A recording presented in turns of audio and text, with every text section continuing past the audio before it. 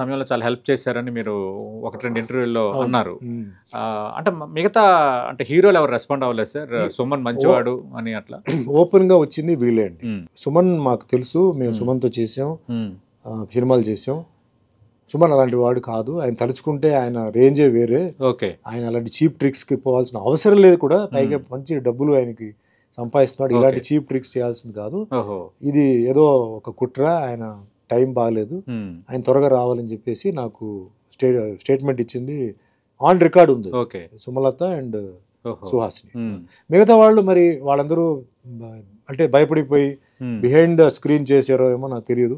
బయట ఎవరు మద్దతు తెలపలేదు. బయట ఎవరు ఓపెన్ ఓన్లీ ఒక వ్యక్తి మటుకు నేను మర్చిపోనండి. అది ఎవరంటే నేను జైలు నుంచి బయటకు వచ్చిన తర్వాత నైట్ రిలీజ్ అయ్యాను.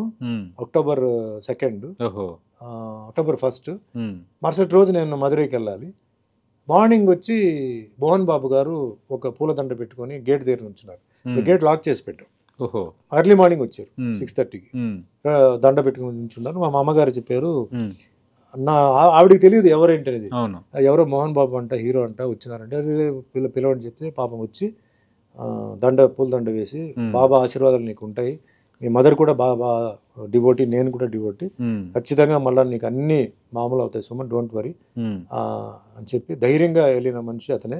అదే మాదిరిగా పెళ్లి రోజు ఎర్లీ మార్నింగ్ 5 o'clock వచ్చి నేను పెళ్లి మండపంలో ఉంటే 2 స్పెషల్ దండలు తీసుకొచ్చి ఈ 2 దండలు మీరు వేసుకోవాలి, ఫోటో నాకు కావాలి, నేను ప్రచారానికి వెళ్తానని చెప్పేసి వెళ్ళారండి. సో ఆ విషయంలో నిజంగా చెప్పాలంటే నాకు ఎవరంటే మోహన్ బాబు గారు నాకు ఫస్ట్ వచ్చి చేసింది. మరి బిహైండ్ తెలియదు, ఓపెన్ గా వచ్చింది. ఆయన అంతే కదా, ఆయన ఒకసారి డిసైడ్ అయిపోతే ఇంకా అవును.